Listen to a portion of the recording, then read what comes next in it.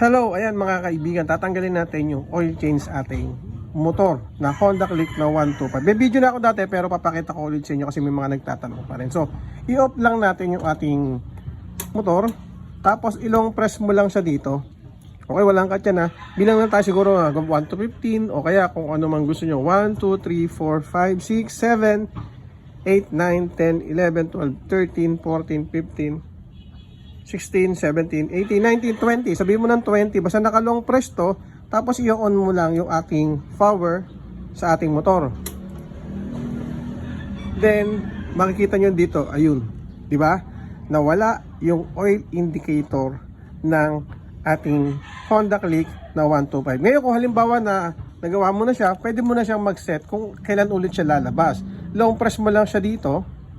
So, pag nag-blink na yan, hanapin mo lang yung set. Tapos lalabas yan doon, tapos dito. So, ito lang gagawin nyo, set na yan. Tapos yung may nakita nyo 1.5. So, ibig sabihin, 1,500 tayo bago mag-change oil ulit. Okay? So, yan mga kaibigan, ganyan lang po mag-set at paano mag-alis ng oil indicator sa ating motor. Okay? So, kapag nakaset ulit ako ng 1.5, pindutin lang natin yan and go na tayo. So, yun lang mga kaibigan. Thank you.